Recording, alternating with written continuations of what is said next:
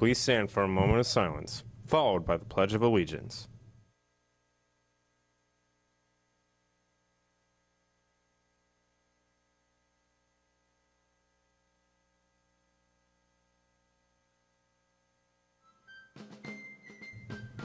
I pledge allegiance to the flag of the United States of America and to the republic for which it stands, one nation, under God, indivisible, with liberty and justice for all.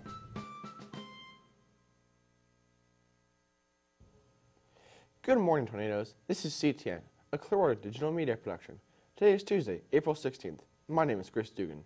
Today we have related school, local, and national news, so stay tuned because CTN starts now.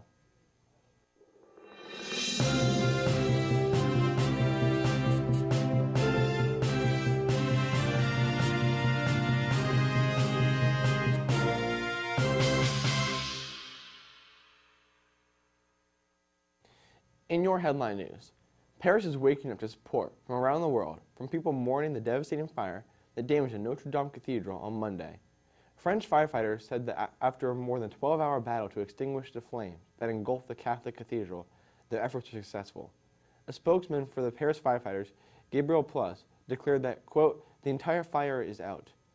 Firefighters were hunting for any remaining smoldering residues of the fire during the overnight to make sure the fire does not restart. However, a building that was made famous in Victor Hugo's 1831 novel, The Hunchback of Notre Dame, is now damaged, with its famed spire and roof gone in the flames. Officials consider the fire an accident, the result of the restoration work being done at the global architecture treasure. Paris fire officials say they were able to save many of the main artwork inside of the Notre Dame Cathedral, and the building was not a total loss. In other news, the Polk County Sheriff's Office is investigating a fatal crash from Sunday that may have involved street racing.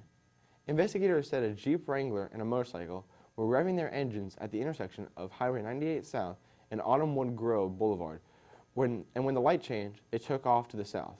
Shortly after that, the Jeep lost control and slid into a large metal power pole. The driver, Rodney Wimberly, and passenger Shannon Oogsley were ejected and landed on the road.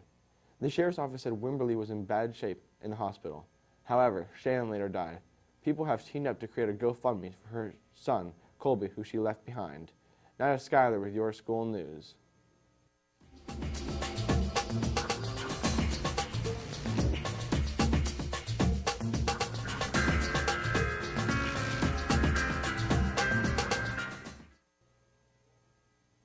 I'm Skylar Negron with your school news. Seniors, remember to bring in your college acceptance letters so they can be displayed in the senior cafeteria. There's a Clearwater High baseball game at Spectrum Fields versus Countryside on April 20th. Tickets are $13 and also include the high school game at 11 and the Threshers game at 6, with all-you-can-eat food and drink from 5 to 7. The CHS Marching Band is looking for new members. All interested are invited to our first meeting, 7 p.m. to 8 p.m. today, held in the CHS Band Room. ENHS is holding a book drive from April 16th to May 3rd. Please bring all donations to Miss Katz in room F8. There is a Mu Alpha Theta meeting today after school in room D7. Now, back to the desk.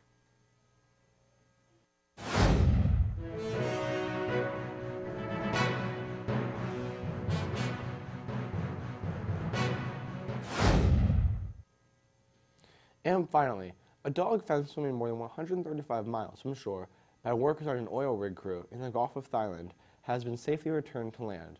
A work on the rig belonging to Chevron Thailand Exploration and Production, Vistak Paylaw, said on his Facebook page that they saw the dog last Friday swimming towards the platform. He said they were lucky to spot it, because if there had been waves, it probably would have not been visible. The crew managed to lower a rope around its neck and around the dog's neck and haul it up. I guess the doggy paddle came in handy. If any students or teachers would like to have an announcement made in our show, please email Mr. Gordon at gordonw@pcsb.org. If you are a student, please have your club sponsor or coach send the email. Like us on Facebook at Clearwater Digital Media Productions to look back at some of this year's broadcasts. Check out the CNP Clearlight, running all day for new announcements.